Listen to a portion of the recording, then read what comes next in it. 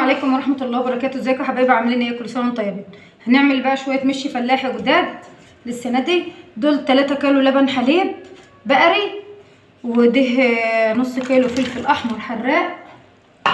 لو انت عايزه تحطي بارد براحتك عادي، بس انا حابه احط ايه الحامي دي بحلو. ودي كوبايه عسل اسمر اهي. العسل برضو اختياري، لو انت ما انتش عايزه تحطي ما تحطيه.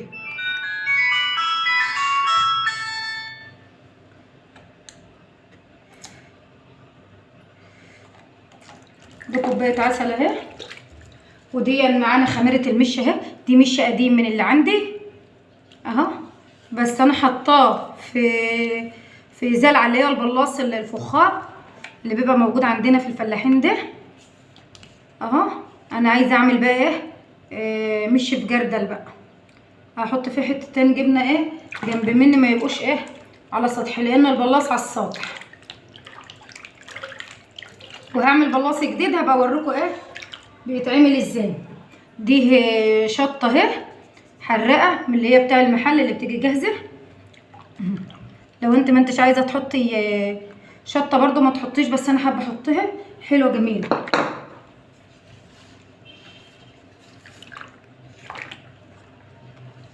هنرفع بقى المكونات دي كلها على النار ونحط ملح اهو.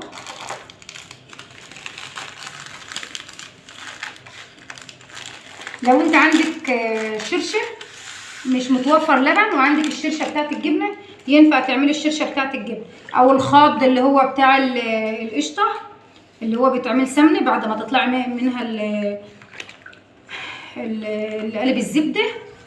يعني انت خلاص انت ربطي الزبدة القشطة وطلعت زبدة، ممكن الخض بقى اللي هو ايه بين الزبدة والقشطة ممكن تربيه برضو وتعمل به ايه مش.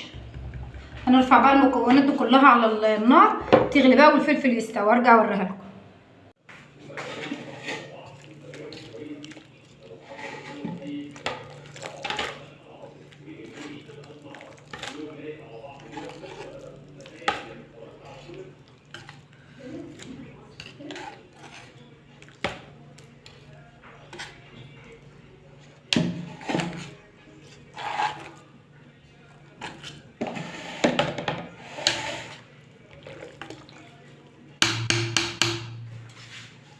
المش غلي على البوتاجاز اهو، وانا كنت حاطه فيه الفلفل استوى، وده اشتنا الفلفل ضربناه في الخلاط اهو اهو كده. المش بتاعنا جاهز اللي يتحط فيه الجبنه، بس لما يبرد بقى مش هنستعمله الا لما يبرد. لما يبرد وهرجع اوريكم ايه هنعمل ايه بالمش بعد ما يبرد. جاهز اكنه داير بقاله 20 سنه اهو. انا خميره المش اللي انا حطاها دي من عندي بقالها دلوقتي 19 سنه.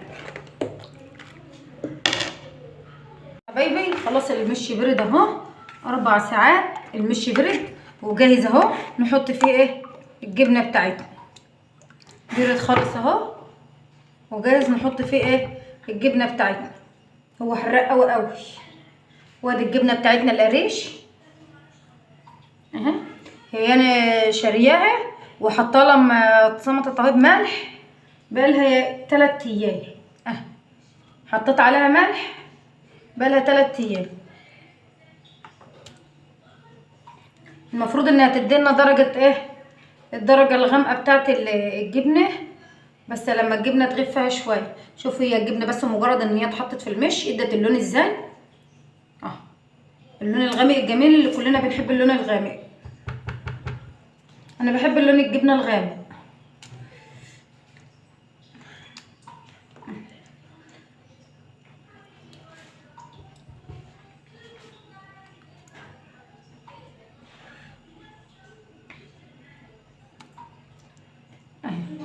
شوفوا الجبنه،